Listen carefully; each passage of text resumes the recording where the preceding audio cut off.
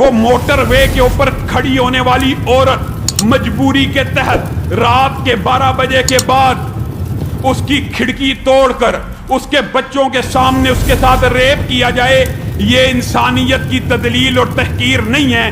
اگر ان مجرموں کو کوئی مولوی مذہب پسند اسلام پسند یہ کہے گا سزائے موت پہ ٹانگ دو، لٹکا دو، چوک اور چوراہے کے اوپر ٹانگ دیا جائے، یہ جی انسانیت کی توہین ہے، سزائے موت نہیں ہونی چاہیے۔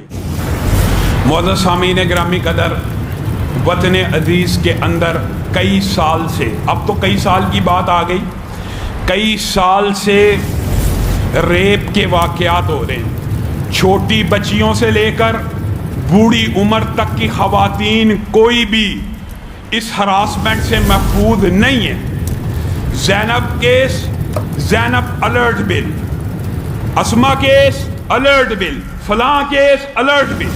گزشتہ دنوں 5 سال کی بچی، خیبر پختونخوا کی بچیاں، پنجاب اور قصور کی بچیاں، سینکڑوں کیس آپ کے سامنے آ چکے ہیں، اور ان کیسوں کو مد نظر رکھتے ہوئے جب پارلیمنٹ کے اندر کوئی بندہ دینی مزاج کا بل پیش کرتا ہے یا دینی مزاج کا نہ بھی ہو، عمرانی معاہدات کے تحت یا معاشرتی طور پہ بل پیش کرتا ہے کہ ان لوگوں کو سر عام سزائے موت دی جائے، پتہ نہیں اسلام دشمن پارلیمنٹیرینز کو کیا تکلیف ہوتی ہے، کس قسم کا ان کے اندر سے غبار اٹھتا ہے۔ فواد چودھری صاحب کا بیان منظر عام پہ آ جاتا ہے کہ سزائے موت انسانیت کی تحقیر ہے۔ وہ موٹر وے کے اوپر کھڑی ہونے والی عورت مجبوری کے تحت رات کے 12 بجے کے بعد اس کی کھڑکی توڑ کر اس کے بچوں کے سامنے اس کے ساتھ ریپ کیا جائے، یہ انسانیت کی تدلیل اور تحقیر نہیں ہے۔ اگر ان مجرموں کو کوئی مولوی مذہب پسند اسلام پسند یہ کہے گا سزائے موت پہ ٹانگ دو، لٹکا دو، چوک اور چوراہے کے اوپر ٹانگ دیا جائے، یہ جی انسانیت کی توہین ہے، سزائے موت نہیں ہونی چاہیے۔ مجھے بتائیے اس کام کے اندر جب بھی بل پیش ہوتا ہے، حیران کن بات یہ ہے اپنی طرف سے رائٹسٹ اور لیفٹسٹ کی تقسیم کرنے والی سیاسی پارٹیاں بھی جب بھی اس قسم کا بل پیش ہوتا ہے، مخالفت کی ہے کس نے؟ تحریک انصاف نے۔ مخالفت کی ہے کس نے؟ پیپل پارٹی میں۔ اگر یہ لیفٹ اور رائٹ کا مسئلہ ہوتا تو حمایت کون کرتا؟ نون لیگ۔ مخالفت کی ہے تو نون لیگ نے۔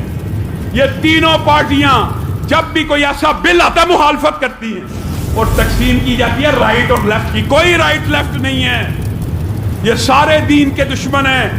انہوں نے ثابت کر دیا ہے جب شراب کا بل آئے، پی ٹی آئی کا ایک رکن تھا رمیش کمار ہندو جس نے شراب کے خلاف بل پیش کیا، ساری پارٹیوں نے مخالفت کر دی۔ اب یہ سزائے موت کا بل پیش ہوا ہے، ساری پارٹیاں مخالفت۔ اوے اللہ کے لیے، اگر تمہیں اسلام سے اتنی تکلیف اور درد ہے کہ تم سمجھتے ہو سزائے موت چوک اور چوراہے میں دینا اسلامی سزا ہے اور کہیں اسلام غالب نہ آ جائے اور کہیں ایسا نہ ہو جائے، اتنا ڈرتے ہو تو اس کو کوئی اور نام دے دو، ہمیں پھر بھی منظور ہے۔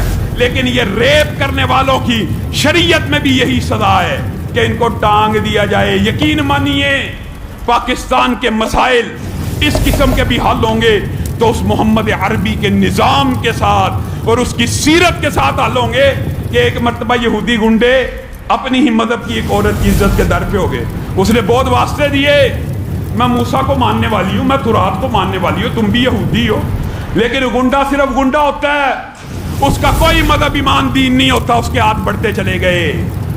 اب اس بیٹی کے دل میں خیال آیا کہ اب میری عزت کو وہ بچا سکتا ہے جو کائنات کی ہر بیٹی کو فاطمہ کی نظر سے دیکھتا ہے۔ کہا واہ محمد، اے محمد صلی اللہ علیہ وسلم، آپ کے در عالیہ کے سامنے میری عزت کو لوٹا جا رہا۔ محمد صلی اللہ علیہ وسلم جس کی کملی کی وجہ سے کبھی یا ایھا المدثر کہا گیا، کبھی یا ایھا المزمل کہا گیا، وہ چادر لے کے آئے، اس بیٹی کے سر کے اوپر ڈالی اور کہا مدینہ میں میرے ساتھ رہنے والی ہے یہودی بیٹی، تو کسی یہودی کی بیٹی نہیں بلکہ محمد کی بیٹی ہے صلی اللہ علیہ وسلم۔